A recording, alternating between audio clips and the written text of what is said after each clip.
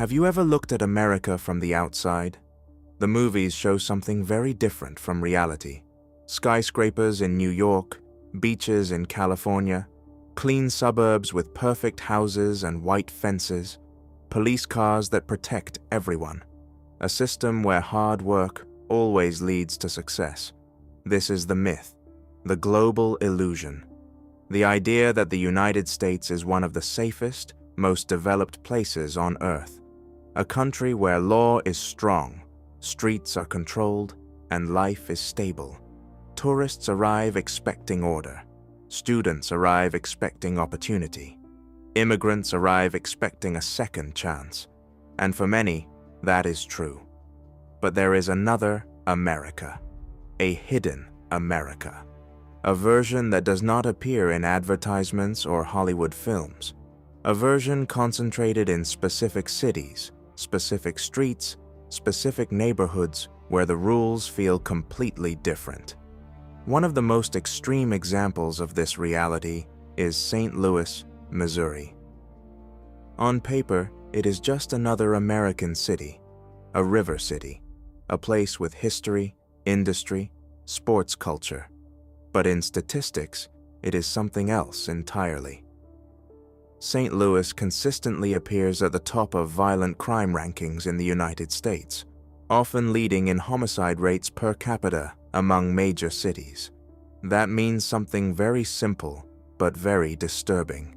The chance of violent death here is not just higher than average. It is dramatically higher than most of the country. But outside of data tables, that reality is hidden. Because when people think of America, they don't think of places like St. Louis. They think of Manhattan skylines, not boarded-up houses in North City. They think of opportunity, not neighborhoods where sirens are part of daily life. The myth survives because it is more comfortable. It is easier to believe in the polished version of America than to look at the fractured parts. But reality doesn't care about comfort. And in places like St. Louis, reality is not a theory. It is something you feel in the air the moment you arrive. And once the illusion breaks, the city looks completely different. Not like a postcard, but like a warning. At first, St. Louis doesn't feel like danger. It feels like distance. Distance between neighborhoods. Distance between stories people tell about America and what you actually see on the ground. You drive through one part of the city and it looks normal. Schools, churches, grocery stores, quiet streets. Then, just a few minutes later, the landscape shifts. Boarded-up windows, empty houses, streets where streetlights flicker or don't work at all, blocks where silence feels heavier than noise. This is where the myth starts to break. Because the official story of America doesn't include places like this, but the statistics do. St. Louis consistently ranks among the highest in the United States for violent crime, especially homicide rates per capita among major cities. And that number is not just a statistic, it is a reflection of pressure building inside a system that never fully stabilized. You start noticing small things first. People don't stand outside for too long. Eyes move quickly when cars slow down. Certain corners feel avoided, even during the day. And the strange part is how normal it becomes for the people who live there. Sirens are not unusual. They are background sound. Police presence is not comforting. It is routine. Everyone adapts. That is what humans do. They adapt even to things that shouldn't be normal. The breaking point is not one moment. It is a slow realization that safety is not evenly distributed, that America is not one environment. It is multiple realities stacked on top of each other, sometimes only separated by a few streets. In some neighborhoods, life feels like stability. In others, it feels like constant tension under the surface. This contrast creates something psychologically sharp, because the official narrative says, if you follow the rules, you will be safe. But in places like St. Louis, people see that it is not that simple. Opportunities are uneven. Infrastructure is uneven. Trust in institutions is uneven. And when systems feel uneven for long enough, people stop believing they are protected by them. That is where breakdown begins. Not just social breakdown, but psychological breakdown. A quiet shift in how people think about their environment. You stop assuming safety. You start calculating risk automatically. Where to walk, when to leave, which streets to avoid, how long to stay outside. This is not paranoia. It is adaptation. And over time, adaptation becomes culture. Meanwhile, outside narratives still talk about America as a unified idea. Freedom, law, order, progress. But inside the city, those words feel abstract, because reality is more fragmented. Some blocks feel like the future. Others feel like systems that never fully recovered from the past. And the most disturbing part is how close these worlds are to each other. Luxury and abandonment can exist within minutes of each other. A restaurant district and a neglected neighborhood can share the same skyline. This proximity is what breaks perception, because it forces a question that is hard to answer. How can the same system produce both stability and collapse at the same time? There is no simple answer, only tension. And once you see that tension clearly, you can't unsee it. St. Louis stops being just a city. It becomes a fracture line, a place where the idea of normal America starts to split under its own weight. If you really want to understand St. Louis, don't start with crime statistics. Start with something simpler.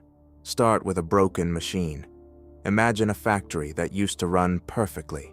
Machines were maintained, workers were trained, systems were stable. Everything had a place, everything had a function, and the whole structure produced something that kept the city alive. But over time, parts of that machine were removed. Not all at once.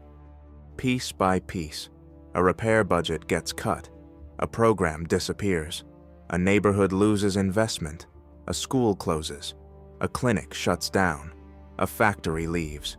Each change alone seems small, almost invisible. But the machine doesn't care about intentions.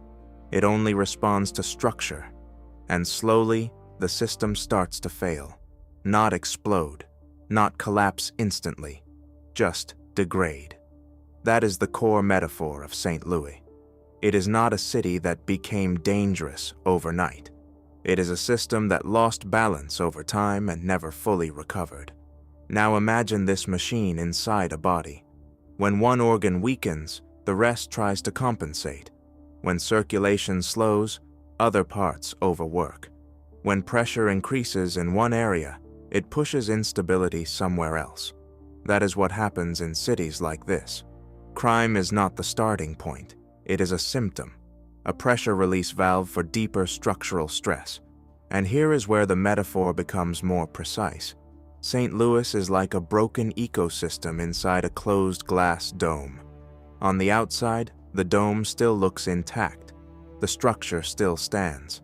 The city still exists on maps, still has highways, still has institutions, still has laws. But inside the dome, conditions are not evenly distributed.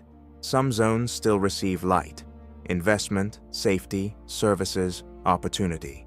Other zones are in permanent shadow, neglected, underfunded, isolated.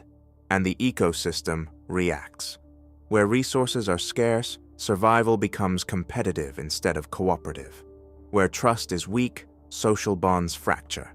Where institutions feel absent, informal systems replace them. Not because people are bad, but because systems adapt to conditions. If you remove stability long enough, instability becomes normal. That is the uncomfortable truth behind the numbers. When people talk about violent crime rates, they often treat them like moral failure. But in reality, they are often structural outcomes. The system is not just producing outcomes, it is shaping behavior. And once behavior adapts to instability, it reinforces itself. A feedback loop begins. Less trust leads to more isolation. More isolation leads to fewer opportunities. Fewer opportunities increase desperation. Desperation increases risk. Risk reinforces fear. Fear reduces investment. And the cycle continues. This is why St. Louis feels less like a single city and more like multiple realities stacked on top of each other. It is not uniform, it is fragmented, like a map where some regions are fully lit and others are permanently dim. And the most important part of the metaphor is this: the machine is still running. It has not stopped. It is just running unevenly. Some parts are overperforming, others are collapsing, and the imbalance itself becomes the defining feature of the system. From far away, this looks like chaos, but up close, it is structure under stress. A city trying to function while carrying contradictions it never resolved. Opportunity and neglect, wealth and abandonment, growth and decay, side by side, touching each other, sometimes only separated by a street. And that proximity is what creates the psychological tension people feel when they enter places like this, because it breaks the illusion that systems are consistent. Instead, it shows something more uncomfortable. Systems can be real, functional, and broken at the same time. St. Louis is not a failed city. It is a divided mechanism, a living example of what happens when the balance inside a system is lost, not in one moment, but over decades of uneven pressure. And once you understand that metaphor, you stop asking, "What is wrong with this place?" and you start asking something harder. What happens to any system when stability is not shared equally inside it? If you want to understand violence in a city like St. Louis, you cannot start with headlines. You cannot start with fear. And you definitely cannot start with stereotypes. You have to start with systems, because cities are not random. They are built structures that either hold balance or slowly lose it. And St. Louis is a case study of what happens when that balance is stretched for decades. On paper, it is still an American city with infrastructure, government, schools, police, courts, businesses, and neighborhoods.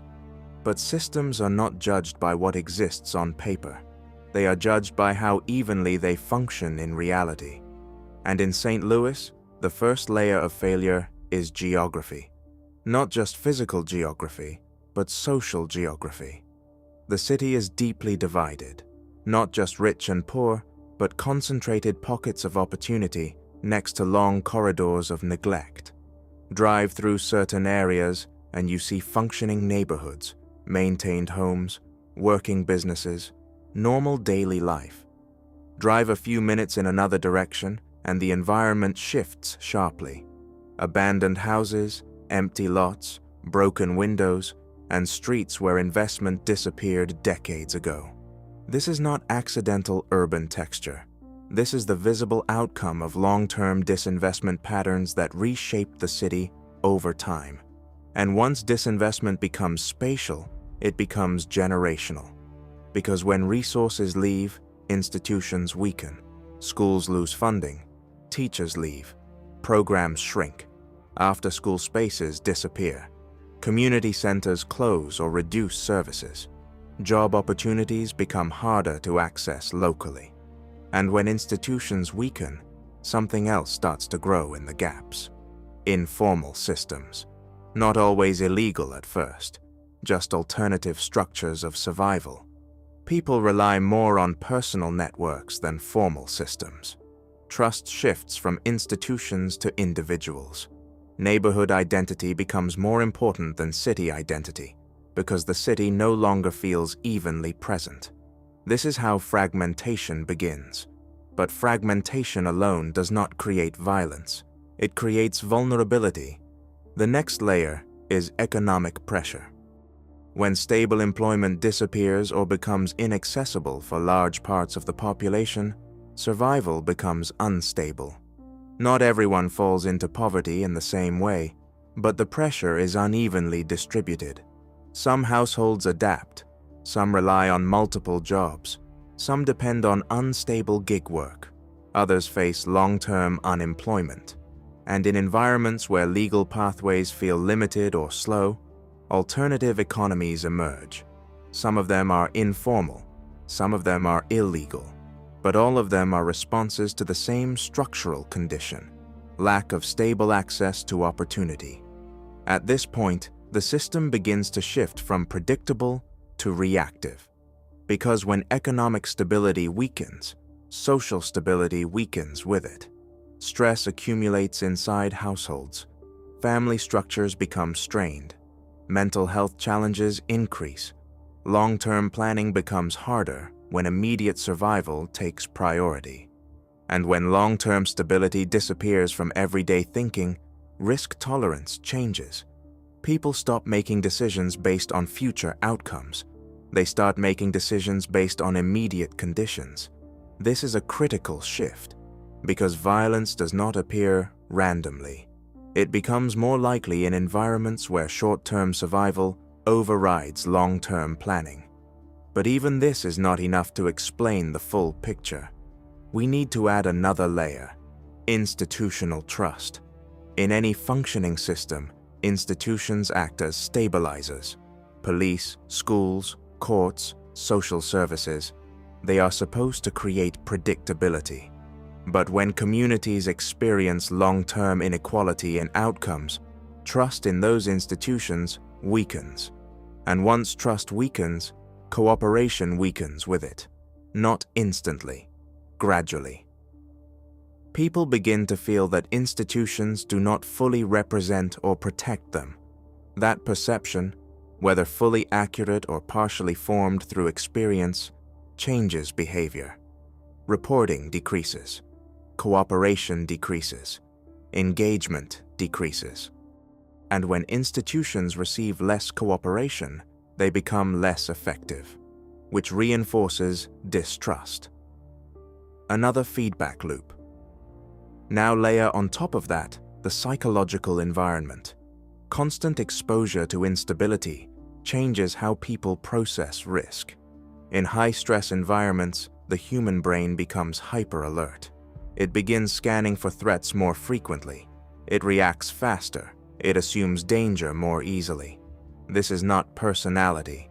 This is adaptation. And adaptation is not neutral. It shapes behavior over time. In some environments, that adaptation increases caution. In others, where threats feel unpredictable and immediate, it can increase reactive behavior. When combined with economic pressure and institutional distrust, this creates a volatile psychological ecosystem. Not because individuals are fundamentally different, but because the environment pushes decision-making toward urgency instead of reflection. At this point, violence becomes statistically more likely, not as destiny, but as probability shaped by conditions. But even here, the system is not finished.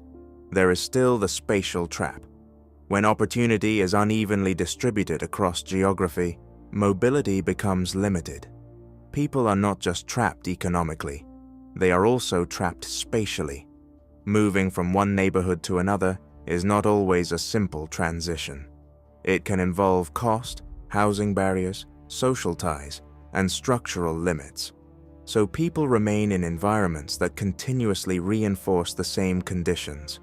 And when multiple stress factors overlap in the same geographic area, economic pressure, weak institutions, social fragmentation, historical disinvestment, you get concentrated instability.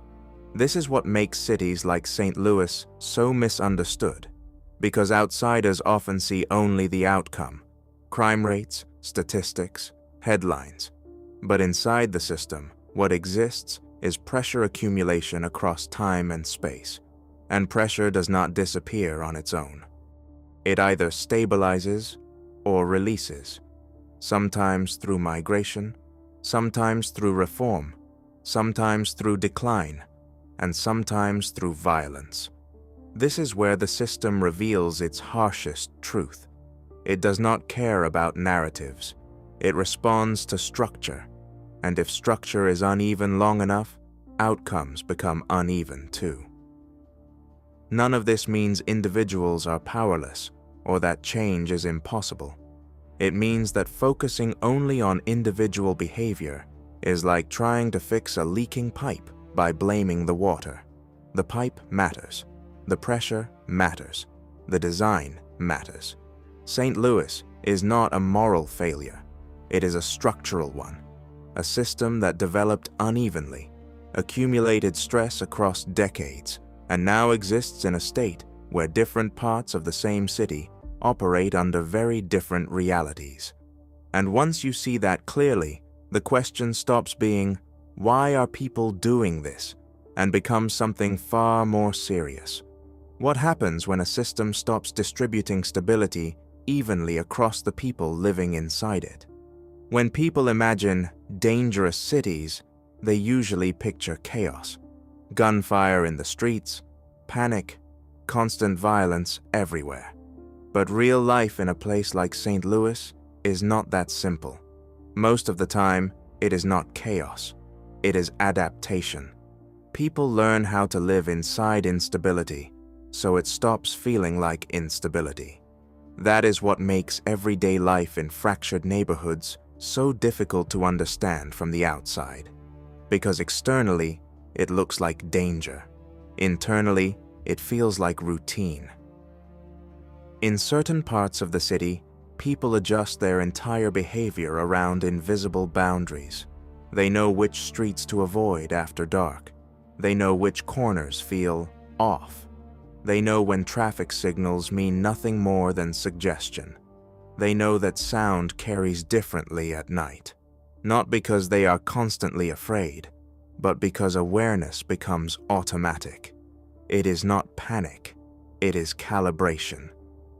Life gets organized around risk the same way other cities organize around convenience. You plan differently. You move differently. You speak differently. Even your sense of time changes. People don't linger outside as much, not because they are always in danger, but because exposure feels unnecessary. Staying inside becomes the default setting, and slowly, public space loses its social function. It stops being a place for gathering. It becomes a passageway, a place to move through quickly, not stay in. This shift is subtle but powerful, because when public space weakens, community weakens. And when community weakens, people become more isolated in their own survival strategies. Inside homes, life continues. Families cook, talk, argue, watch TV, go to school, go to work. From the inside, everything can feel normal, but the outside environment shapes every decision. Children are told not to go certain places. Teenagers learn early which areas are safe and which are not. Adults structure their work and travel around invisible maps of caution. This creates a split reality. One life inside the home, another life outside it. And the gap between those two realities defines daily stress. Because even when nothing happens, the possibility of something happening is always present in the background. That psychological load accumulates over time. It affects how people plan for the future. It affects how long they stay in one place. It affects how much they invest emotionally in their surroundings. If a place feels unstable, people invest less in it, not because they don't care, but because investing in instability feels risky. This is one of the quiet drivers of urban decline. When people with resources leave or choose not to stay, the city loses stabilizing forces. Schools lose engaged families. Neighborhoods lose long-term residents. Local businesses lose consistent customers. And what remains becomes more transient, more uncertain, more reactive. This is how everyday life slowly shifts without any single dramatic collapse. There is no moment where everything breaks. Instead, small decisions accumulate. Leave earlier, stay inside more, move more carefully, trust less, plan shorter term, expect less stability. Each decision is rational in isolation. but together they reshape the entire environment. Public life shrinks, private life expands, and the city becomes quieter in a very specific way. Not peaceful quiet, but withdrawn quiet. At the same time, institutions feel less present in everyday experience. Police, schools, and services still exist, but their presence is uneven in how it is perceived. In some neighborhoods, institutions feel accessible. In others, they feel distant or inconsistent. This creates another layer of separation. Because when institutions feel distant, people rely more on personal networks, family, friends, neighbors, informal support systems. Those networks can be strong, but they are also limited in scale. They cannot fully replace structured stability.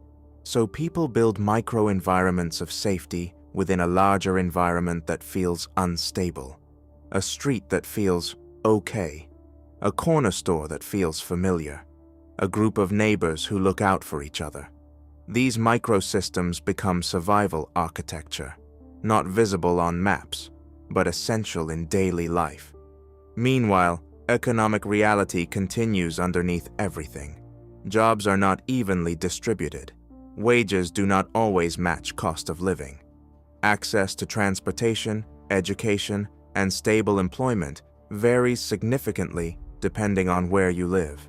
So even ordinary routines, going to work, going to school, buying groceries, require more mental planning than in more stable environments.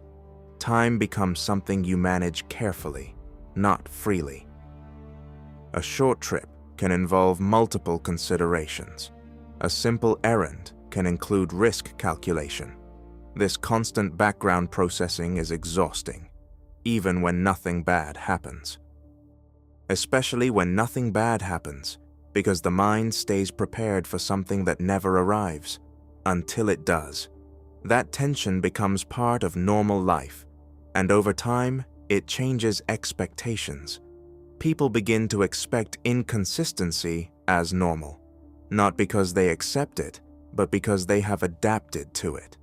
Children growing up in this environment learn different instincts than children in stable neighborhoods, not consciously, but through repetition.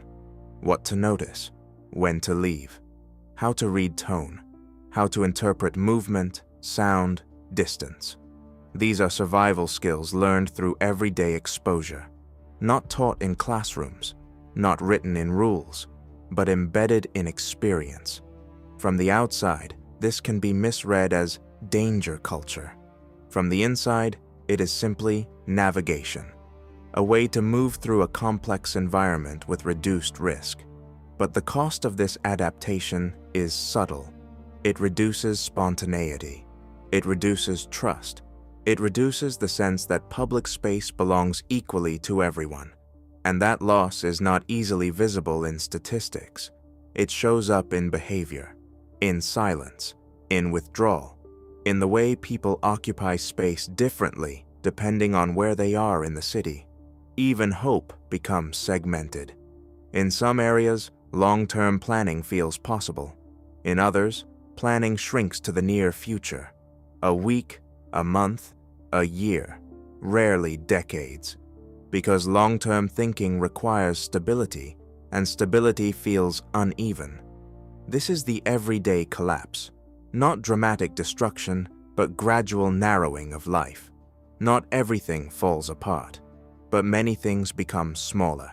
Smaller expectations, smaller movements, smaller trust radius, smaller sense of shared space. And when you step back and look at it, the most striking thing is not chaos. It is normalization. A city where adaptation becomes so complete that people stop noticing how much they have adjusted. That is the real transformation. Not explosions, not headlines, but life slowly reorganizing itself around instability until instability no longer feels unusual. It feels like the background of everything. When people talk about violence in American cities like St. Louis, they usually look for a simple answer: a villain, a policy, a failure in one specific place. But the truth is uncomfortable in a different way, because there is no single person responsible. There is no single decision that created this reality. Instead, there is a chain of responsibility, stretched across decades, across institutions, across economic systems, and across everyday choices made by millions of people who never thought of themselves as part of the story. At the center of it all are local systems, city governments, housing policies, school funding structures, policing strategies, zoning decisions. These are the visible layers of responsibility, and they matter because decisions about where investment goes and where it does not go shape the physical and social map of a city for generations. When neighborhoods lose funding for schools, when infrastructure decays, when public services shrink, the effects are not temporary. They accumulate. And once accumulation crosses a certain threshold, recovery becomes much harder. But stopping at local government would be incomplete, because cities do not exist in isolation. They exist inside larger economic systems. Manufacturing leaves, jobs relocate, industries shift, capital moves to where it is most profitable. And when economic structures change faster than communities can adapt, entire regions become structurally disadvantaged. Not because anyone explicitly chooses harm, but because the system prioritizes efficiency over stability. In that environment, places like St. Louis become exposed. They are not chosen for decline. They are left behind by movement elsewhere. And once that process begins, reversing it requires more than local effort. It requires long-term investment that is often inconsistent, politically complicated, and economically risky. Then there is the role of policy over time. Urban planning decisions made decades ago continue to shape today's reality. Highways that cut through neighborhoods, housing policies that concentrated poverty in specific zones, suburban expansion that pulled resources and middle-class stability away from the urban core. Each decision, taken individually, may have seemed reasonable at the time, but together they reshaped the structure of opportunity. And structure is what determines long-term outcomes. However, responsibility does not stop at institutions. It extends into economics and incentives. Private investment follows perceived safety and profitability. When perception changes, money moves. When money moves, infrastructure follows. When infrastructure follows, inequality deepens in the places it leaves behind. This is not conspiracy. It is pattern behavior. Capital moves toward growth and away from risk, and cities are shaped by that movement, whether they intend it or not. Then there is the role of national narratives. The United States presents itself as a unified idea: equal opportunity, individual freedom, upward mobility. But in reality, opportunity is not evenly distributed. And when expectation does not match lived experience, tension emerges. Because people do not respond only to conditions. They respond to the gap between promise and reality. That gap is psychologically powerful. It produces frustration, disillusionment, sometimes withdrawal, sometimes conflict. But even this is not the full picture, because responsibility also exists at the level of everyday participation, not in the sense of blame, but in the sense of systems being maintained by collective behavior. Where people invest, where they move, where they choose to build their lives, where they choose to ignore or acknowledge inequality, all of these decisions shape long-term patterns. Even silence is part of structure. When people see uneven conditions and treat them as distant problems rather than connected systems, that separation allows imbalance to persist, not because individuals are responsible for systemic design, but because systems are reinforced by what people accept as normal. Media also plays a role in shaping perception. Cities like St. Louis are often represented through simplified narratives, either as dangerous zones or as statistical anomalies.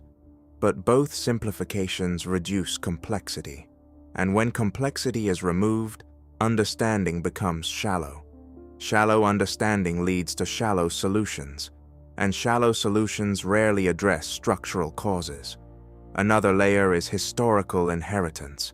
No city starts from zero. Every city carries its past inside its present.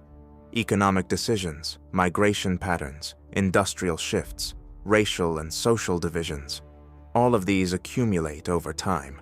And once embedded, they do not disappear easily. They become part of the city's internal logic, invisible but active. This is why responsibility cannot be placed in a single moment. It stretches backward, across generations, across systems that were never fully redesigned, only adjusted. But there is also another uncomfortable truth. Even when systems are known, change is difficult because benefits and costs are unevenly distributed. Some groups benefit from stability, others bear the cost of instability, and when incentives are misaligned, transformation becomes slow. Not because solutions are unknown, but because implementation conflicts with existing interests. This is where responsibility becomes distributed in a way that is hard to map cleanly, because everyone is inside the system. Policymakers, businesses, residents, investors, institutions. Even those who criticize the system still operate within it, and that creates a paradox. The system is maintained by people who often do not fully control it. This is why blaming individuals never resolves structural problems, but ignoring individuals also misses something important.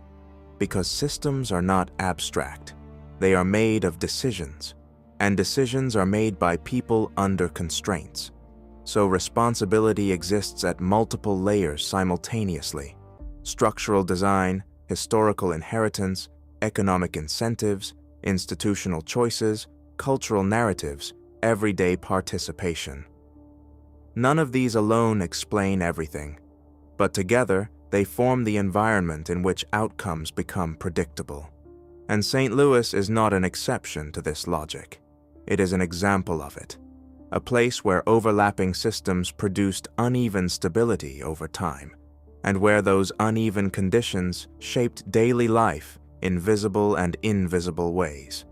The hardest realization is this: there is no single point of failure. There is only accumulated structure, and accumulated structure does not collapse suddenly. It expresses itself through patterns, through geography, through opportunity gaps, through lived experience, through statistics that look like numbers but represent long chains of cause and effect. So when people ask, who is responsible, the honest answer is not simple. It is layered, it is uncomfortable, and it does not fit into headlines. Because responsibility here is not a person. It is a network of decisions across time, some deliberate, some indirect, some invisible, all interacting until the system becomes what it is today. And once you understand that, the question changes.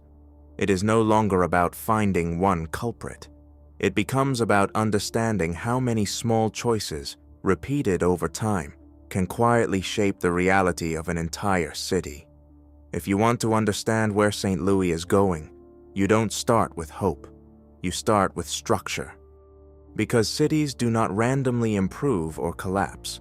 They follow long trajectories shaped by investment, population movement, policy choices, and economic pressure. And when those forces stay uneven for long enough, the future stops being a mystery. It becomes momentum. Right now, St. Louis is not a city standing still. It is a system still reacting to decades of imbalance. Some neighborhoods stabilize, others struggle to recover. Some areas attract investment, others continue losing population. And that uneven movement is the most important signal of all. Because cities don't break all at once. They stretch. They split. They reorganize themselves into different versions of reality inside the same map. One possible future is gradual stabilization. This is the optimistic scenario, but not the automatic one. It requires sustained investment, policy alignment, education reform, economic opportunity expansion, and long-term commitment that survives political cycles. Without that consistency, systems drift back toward imbalance, because instability has inertia too. Another possible future is continued fragmentation. In this scenario, the city becomes even more spatially divided. Stronger zones of stability become more insulated. Weaker zones become more isolated. The distance between lived realities grows even if physical distance stays the same. In that version of the future, you don't have one city. You have multiple overlapping cities that happen to share a name, different economies, different expectations, different safety conditions, different access to opportunity. And the gap between them becomes not just economic, but psychological. People stop imagining the city as a single shared system. They start imagining it as separate worlds that coexist without touching. A third scenario is slow decline, not collapse, not catastrophe, just gradual thinning of capacity. Population loss in certain areas reduces tax base. Reduced tax base limits public services. Limited services accelerate outmigration. Outmigration further weakens infrastructure. This is a feedback loop too, but a slow one. The most dangerous kind because it is easy to ignore while it is happening. From inside, it feels like just more of the same. From outside, it looks like a long fade. And once a city enters that kind of trajectory, reversing it becomes extremely difficult without major structural intervention. But there is another dimension to the future that is often ignored. Time is not neutral. It interacts with systems. Technology changes labor markets. Climate patterns reshape living conditions. Economic concentration increases in some regions while leaving others behind. And cities that are already structurally uneven tend to feel these shifts more sharply. St. Louis is not isolated from these forces. It is exposed to them. So the future is not just about internal dynamics. It is also about external pressure.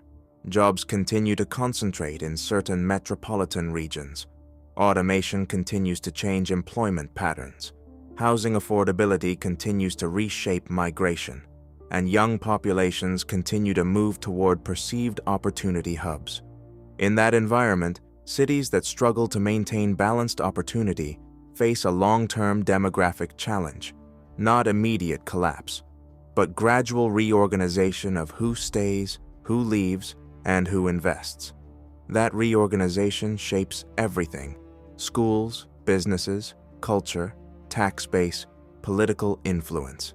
And once those layers shift, they rarely shift back quickly.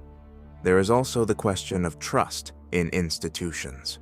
If trust continues to weaken in certain areas, cooperation declines further.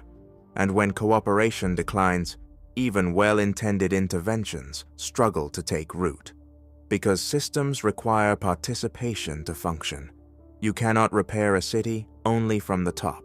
You also need engagement from the bottom, from communities, from residents, from people who choose to stay, invest, build, and believe in shared stability. Without that, even large investments can produce limited change. But the most important future factor is not economic. It is psychological. Because cities are not only built from infrastructure, they are built from expectation. What people believe is possible determines what they attempt, and what they attempt determines what actually happens. In stable environments, people expect continuity. In unstable environments, people expect disruption, and expectation becomes self-reinforcing over time. If people expect decline, they invest less emotionally, financially, and socially. If they expect instability, they plan short-term. If they expect fragmentation, they build personal survival strategies instead of collective ones. And those strategies, while rational individually, can contribute to long-term weakening of shared systems. This is the paradox of survival behavior. It protects individuals in the short term, but can weaken collective resilience in the long term. That does not mean people are responsible for systemic outcomes. It means systems respond to aggregate behavior, and aggregate behavior is shaped by conditions. So the future of St. Louis is not a single line. It is a set of competing trajectories. One trajectory moves toward renewal, requiring sustained coordination across institutions, communities, and investment cycles. One trajectory moves toward stabilization without full repair, a permanently uneven but functional city. One trajectory moves toward deeper fragmentation, where differences between neighborhoods become more pronounced over time. And one trajectory moves toward gradual decline, where systems continue operating but with reduced capacity and shrinking reach. Which trajectory dominates depends on variables that are still in motion: policy choices, economic shifts, demographic changes, local leadership, external investment, community engagement, and unpredictable events that can accelerate or redirect existing trends. But beneath all of these variables, one rule remains consistent. Systems that are uneven for too long tend to remain uneven unless actively corrected. Stability does not automatically regenerate itself. It has to be maintained and rebuilt again and again. Otherwise, momentum takes over. And momentum is not emotional. It does not care about intentions. It only follows structure. That is why the future of St. Louis is not simply a story about danger or safety. It is a story about whether imbalance is reduced, maintained, or amplified over time. And once you understand that, the future stops feeling like prediction. It starts feeling like continuation. The present does not end. It extends. So what is St. Louis really? Is it a dangerous city? A failed city? A warning sign? Or just another place with bad neighborhoods like every country has? The truth is, none of these labels are enough, because labels are a way to simplify something people don't want to fully understand. St. Louis is not just a city with crime statistics.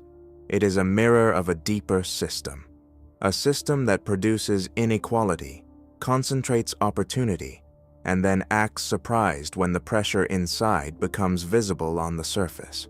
If you zoom out far enough, St. Louis stops being an exception.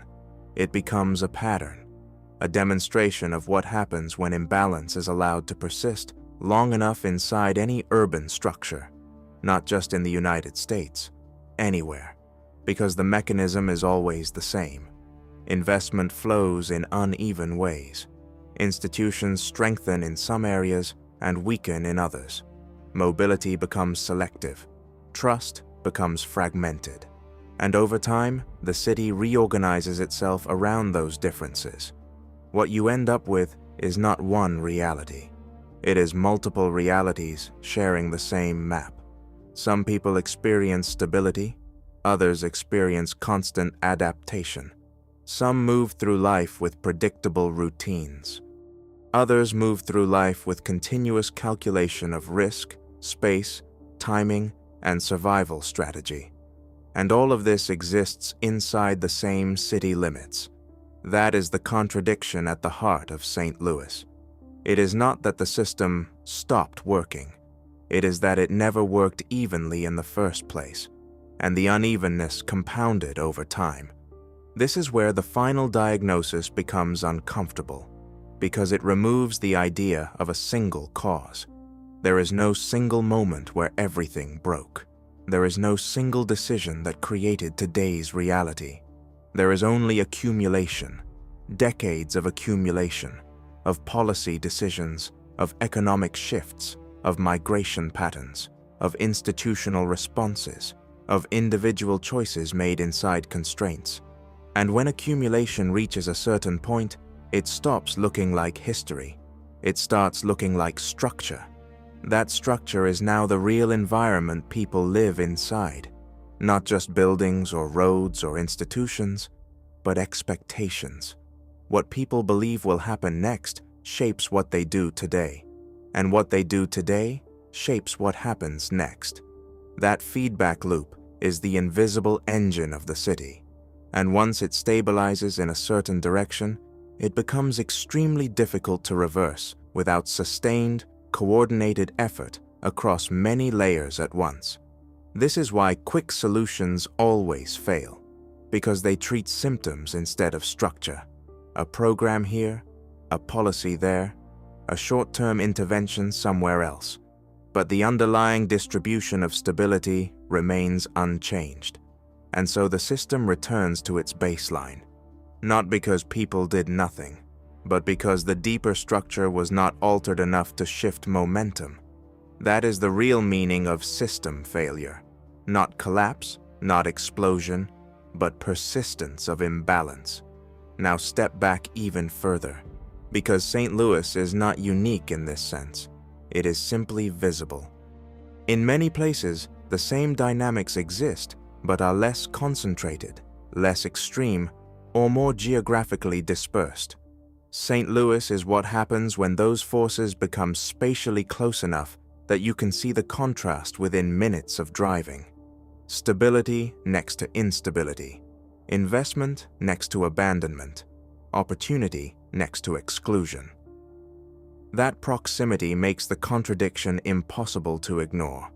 And that is why it feels so intense to observe, because it forces a question that most systems try to avoid. How can one structure produce such different versions of reality at the same time?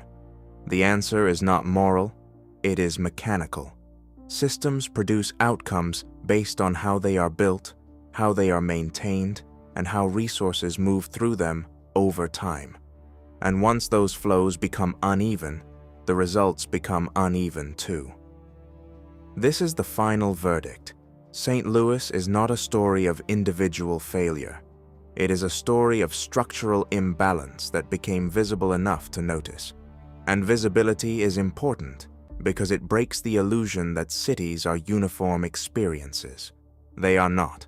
They are layered systems of unequal conditions operating under one name. When people see only headlines, they see danger. When they see statistics, they see numbers. But when you understand the structure, you see something else.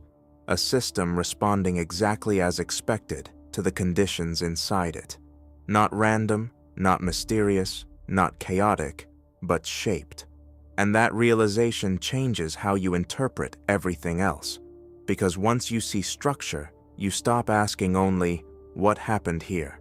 And you start asking a harder question. What kind of system produces these kinds of outcomes as a predictable result of how it is built? There is no dramatic ending to that question. No cinematic resolution, no sudden collapse or sudden redemption, only continuation.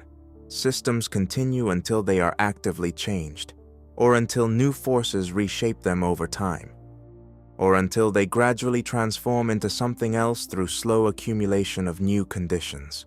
But nothing resets on its own. That is the part people often misunderstand. St. Louis is not a finished story. It is an ongoing process, a system still in motion, still responding, still adapting, still reflecting the pressures inside it. And that is the final, uncomfortable truth. What we see in one city is not isolated. It is a demonstration, a case study of how modern systems behave when stability is unevenly distributed for too long. Not an anomaly, not an exception, but a pattern we are still learning how to see clearly. And once you see it clearly, it becomes harder to pretend it is only someone else's problem, because systems, once understood, stop belonging to one place. They start revealing how connected everything really is,